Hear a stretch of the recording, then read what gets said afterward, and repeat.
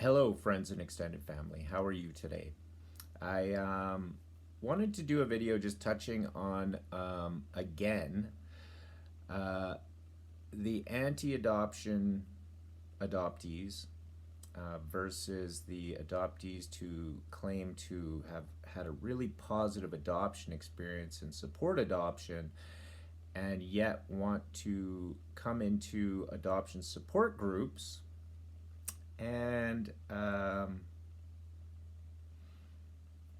be supportive of other adoptees.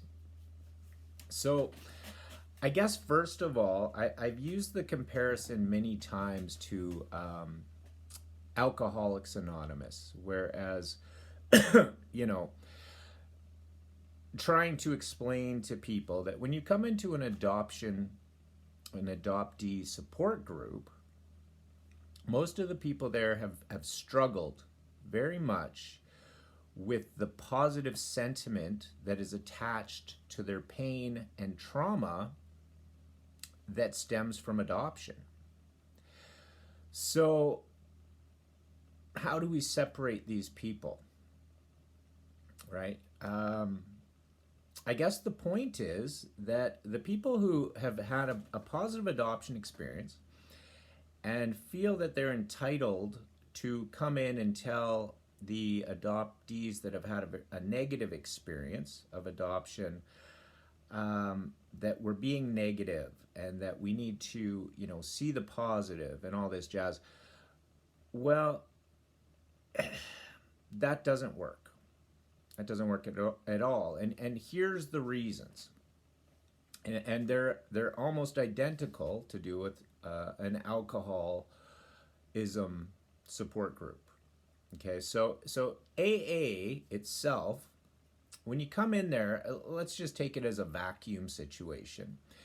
You come in there, you've reached the end of the rope with alcohol. You've hit your rock bottom, and you can't keep drinking, but you don't know how to stop. Okay?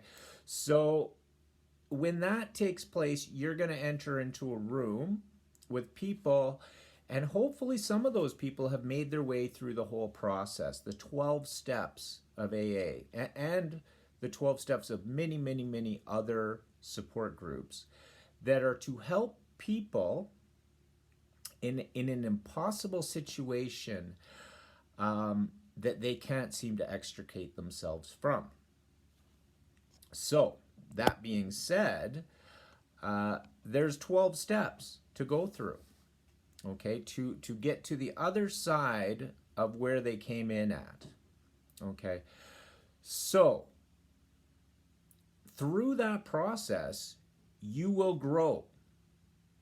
If you do the steps properly, you get yourself a sponsor that knows what he's doing and can transmit to you what he has gained from the work that he's done. Now, that is the ideal situation. Now, a lot of people who come in, the odds of them recovering from alcoholism are very low, unfortunately. But if they can do the steps, if they can be honest with themselves, if they can be honest with other people, and extricate themselves from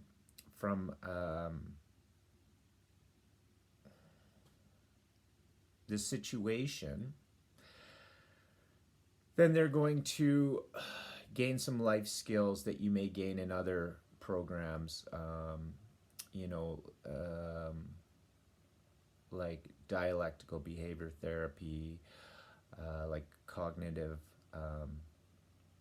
behavior therapy, etc.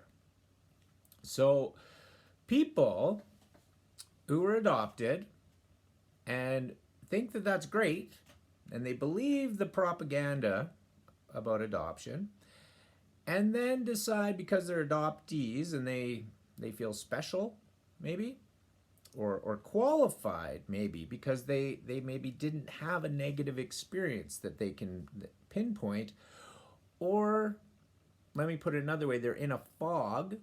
They know less than the adoptees that have had a negative experience about adoption.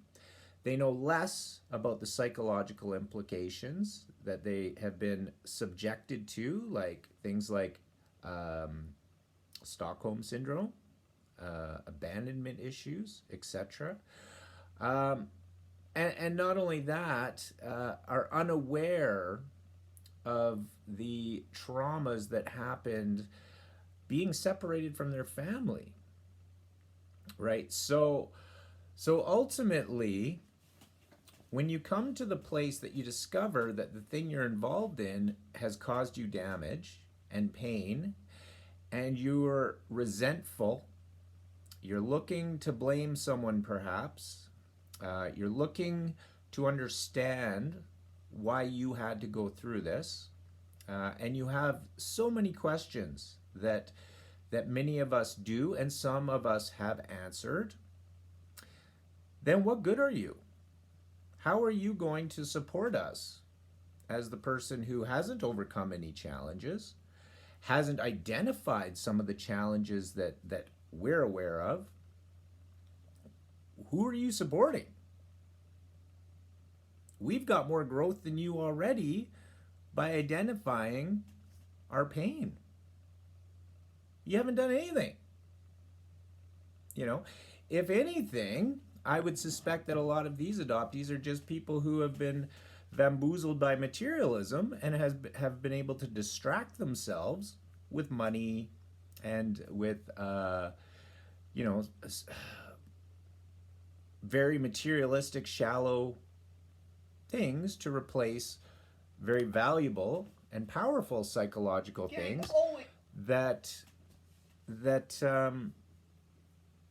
are the true values of the world: family, friends, loyalty, unconditional love, these sort of things. Because we live in the Western culture who really carries this adoption experiment, is probably the most shallow culture that's ever existed, based upon materialism and whatnot. So that's a big problem. These people are narcissistic. I hate to say it, because they're unaware. They're unaware of themselves. They're unempathetic, right? And they're not very bright or educated when it comes to trauma and psychology. So as far as I'm concerned, what I do is I quite often block them. When they're coming forward telling us, whoever, how it should be, when they haven't overcome any challenges and haven't identified any of the challenges of adoption, and preaching this, oh, well, you know, you just have to be more positive, or you need to do this or this or this.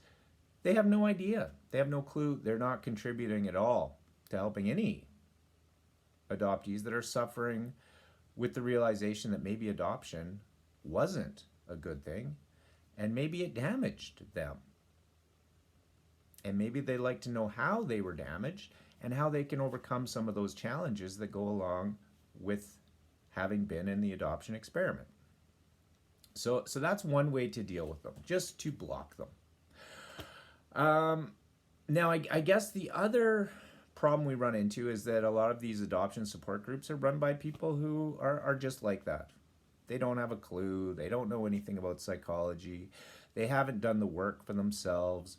And they're out there, you know, blowing this way and that way, depending on how the wind blows. And their concern is, you know, maybe they want to get involved in making money from adoption. Maybe they want to cash in. There's all kinds of scenarios.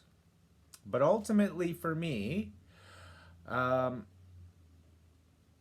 the adoption recovery program has to be self-reflective, and there has to be some education that goes along with that. And people have to be willing to share their experiences of when they've come to a certain conclusion and how they've overcome that or dealt with it in a positive way. So that's sort of a bit more in depth of what we're looking at there. And I think it's time that I started my own, possibly, Facebook group for adoptees that have done some of the work, have worked their way through the challenges, have found ways to elevate themselves over and above blame, laying the blame at someone's feet.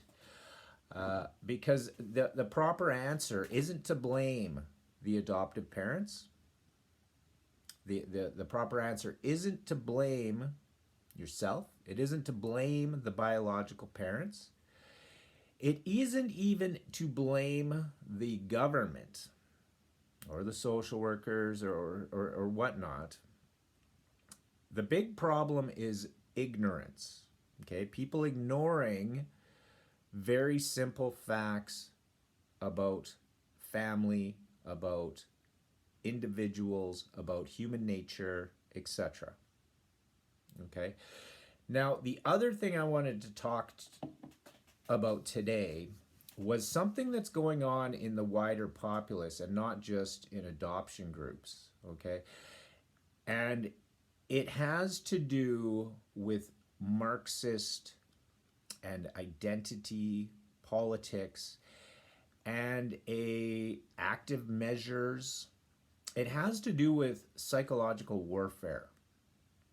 And a lot of you, including myself and numerous people in the West right now, are starting to become polarized.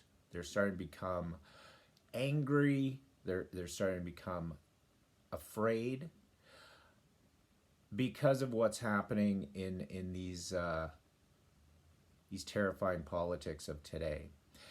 And we should be terrified, because where we're at right now is we've come away from our centrist sort of atmosphere, and we've ended up in a scenario where we're looking at communism, literal communism, rearing its ugly head, and the psychological warfare that accompanies that. So how that works, okay, just to make it very basic, okay, so let's just look at the Bolsheviks, for example. So the idea was that within a populace you have the haves, the have-nots, the different classes, etc., etc., etc. But the largest class is always going to be the poor and the underclasses, the marginalized, etc. Okay, but Western culture has done a fantastic job of inclusivity, whether it be homosexuality over the last decades, becoming tolerant, tolerated, acceptable, becoming more mainstream. You have religious acceptance that has happened there. As far as I was concerned, racism had sort of left the general sphere, the general public sphere. Racism was no longer a massive thing. Where I did see racism quite often was with some older ethnic characters that I would run into while I was working at, say, for example, an East Indian restaurant or an Asian restaurant. I worked in many different types of restaurants, which were different cultures from Canadian. So there wasn't a big thing going on. And now the communists have basically riled up these former marginalized groups that have now gained equality, and has basically are doing what the Bolsheviks did. They're basically riling them up, suggesting, well, equality, well, How about revenge for your ancestors, for people that were treated poorly, in years gone by? Revenge. That's some good thinking, ain't it? Right? No. No. Yeah, I mean, sure, if we wanted to play that game, well, you can go back in history and you don't have to go very far to see that if you wanted to equal things out in a vengeance style type way between all the races and cultures, that world annihilation is about the only solution to fix all those butt hurts throughout the years. Okay, I mean, sure. I mean, it's terrible that slavery existed. It's terrible that genocides have taken, or attempted genocides have taken places. It's terrible that there has been atrocious war crimes in every country. It's terrible that human rights violations are happening all over the world still. These are all terrible things, and we all have to try to work together to be better people, be more tolerant, be more educated, be less ignorant, be less bigoted, and that's what we need to do. But pointing the fingers at large groups of people and demanding reparations, or demanding some sort of, hey, we need to be able to reverse discriminate. We want to discriminate against you now, and you need to let us do that because your great grandfather or your, great great great grand cousin or whatever it may have been might have done something. But I mean, there's no proof of that. This isn't something you can take up in a court of law. But at the end of the day, we need to stick to our morals, and we need to stick to our beliefs. And if anything, we need to reinvest ourselves into moral education, faith, etc., whatever that may be for you. But the majority of faiths are going to be preaching peace and acceptance and tolerance. These are some major tenets from those things. Sure, there's some more like scenarios, and we have to be realistic about religions and cultures, right?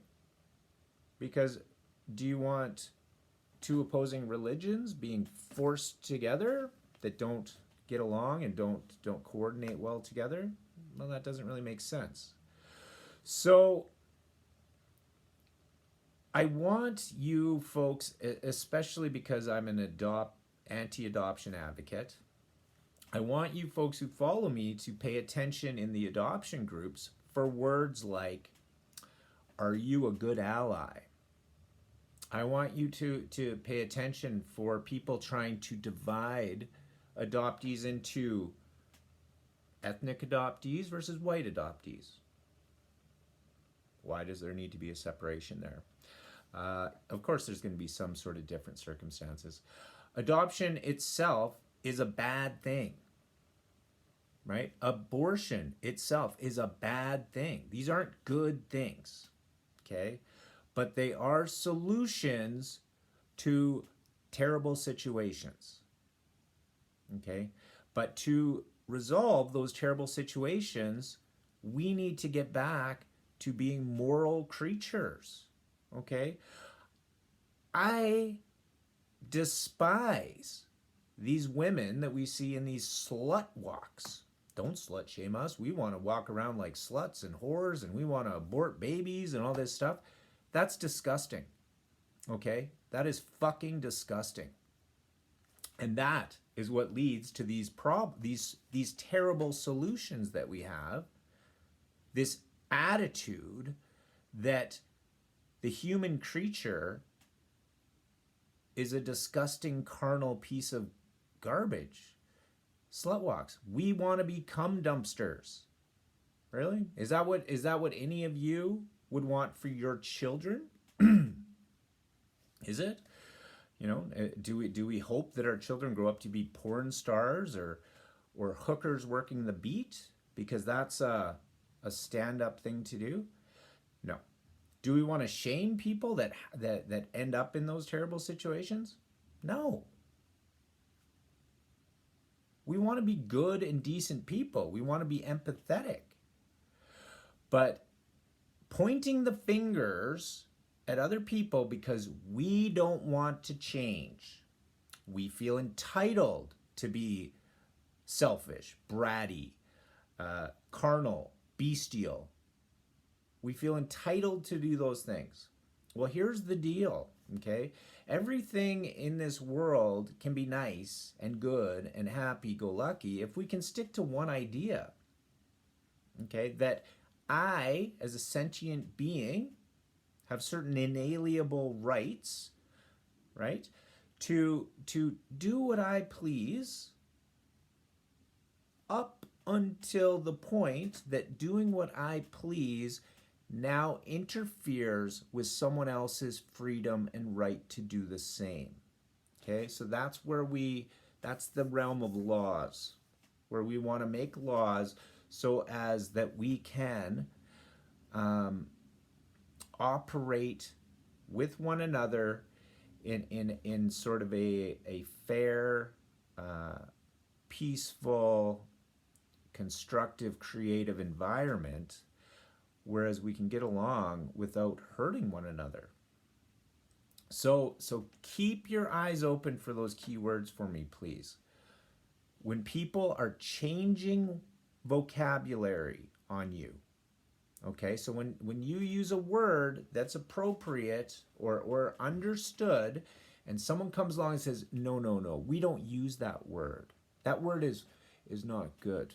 We use the word only this to refer to these people, or only this to refer to these people. Okay? Because this is how things come into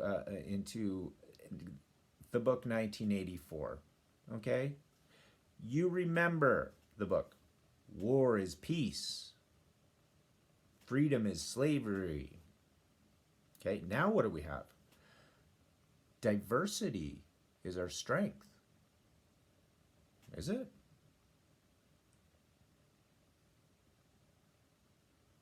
Because I thought it was united we stand. Divided, diversity, divided, we fall. And do we seem to be in a place right now, if you turn on the news, a place of unity? Do we seem to be a place where we stand, or are we falling down? Divided, we fall. Is the world falling down around us? Is it because of this? Is it because of Trump? Is it this guy? Is it the Democrats? Is it the Republicans? Is it the globalists? It can be a combination of things, but keep an eye for these ideologies.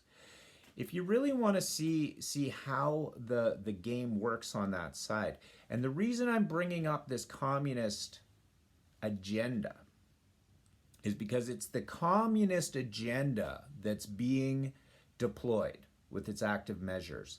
And that communist agenda will give rise to an equal and opposite right force, okay, the left and the right.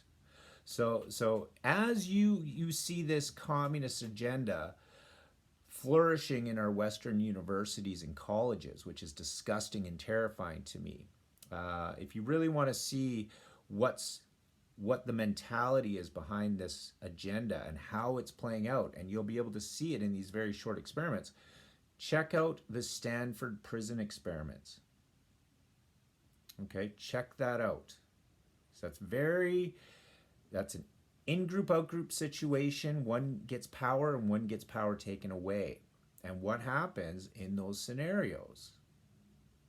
And that's what's being implemented here by people who should know better. But they're not educators, these people.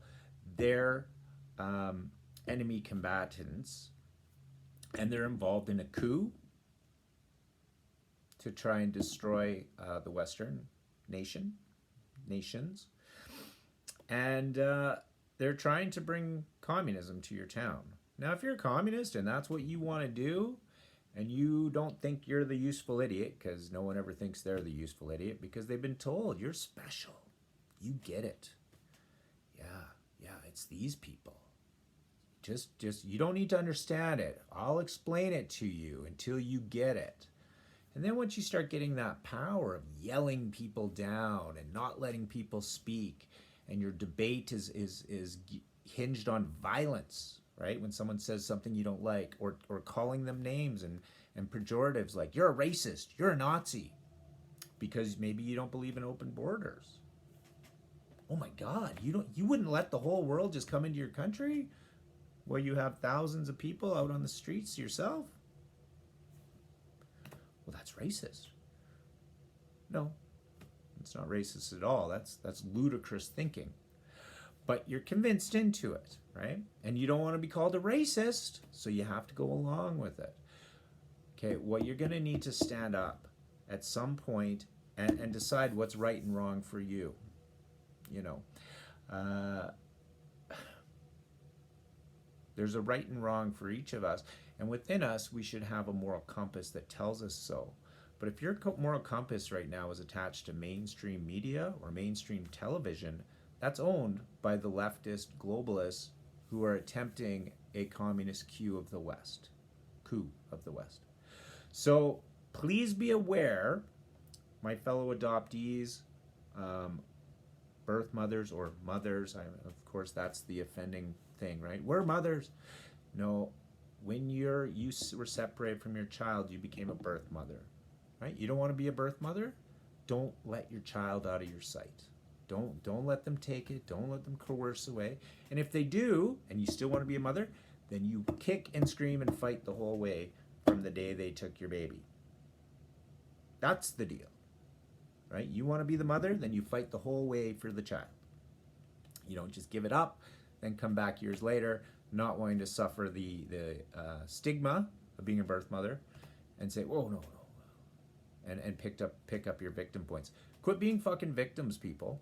Okay, as an adoptee, I was involved in an experiment that caused me some damages, some psychological impediments, some traumatic experiences that affect me today. But I'm not a victim. Okay, maybe I was victimized a bit, but I'm aware of what was done, and now I'm aware that I have a voice. I'm aware of what was done. This can be turned around. I can overcome these challenges and problems and become a greater person, a bigger person, and I can grow through this. And these detriments can be flipped on their head and turned into something bigger. Because now I see things that other people didn't get an opportunity to see, right? And I can explain, this is what happens when you separate the child, right? But at the same token, at certain points throughout my journey, I really had to look at myself. I had to look at my flaws. You don't get to wipe over those. You got to pick them out and you got to work on them. So all those things being said, I've got miles to go. I'm not saying I'm better than anyone. All I'm saying is that I've been doing the work. I've been growing. I've been overcoming the challenges. And because of that, I'm now in a position to see things a bit more clearly. I'm beyond the fog. I'm not blaming these people. We've got ideologies going on. We've got spiritual warfare happening in our world as well. That doesn't mean you need to abandon a religion or all religions are bad. It's just like a gun. It's just like any tool. It's there to help you grow. If you utilize it to hurt and oppress other people, well, you're just a regular asshole. And there's tons and tons of those assholes out there that are going to do that. So be aware of it, okay? But don't throw the baby out with the bathwater. Can't finish off on a better saying than that on an adoption video. Don't throw the baby out with the bathwater. So hopefully this triggers some you've seen this, you become aware of it. Be careful of this propaganda. it scares me, okay? Because the people who will get involved in it are the useful idiots, and they are the last to see themselves as idiots, right? And especially when they have some overarching fiend feeding them false info about themselves that they're smarter than the other people, because they just follow without understanding. Anyways, please leave your comments. I want to hear from you below. I'm very anti adoption. I'm anti feminism. I love women. I want equality for women. That's not what feminism is to me. Feminism is a warlike group of women who want to fight with men and don't like men. Okay, and that applies to many other things out there, like Antifa. These people are not anti-fascist; they're fascist, and they're calling themselves anti-fascist. It's not a very clever ruse. They're telling people what to say, what to think, how to act, and if you don't, they punch you in your face, right? So, anyways, that is fascism, all right? Black Lives Matter. All lives matter, okay? I want black people, brown people, white people, Asian people, all the people to be able to work for their people and work for themselves to better themselves, all of them. No tearing down. Everyone builds up their own race, their own families, their own communities, etc., and works together. When you have factions that don't work together or don't want to work together, then they need to go back to where they can work together, or be in areas where they can work together.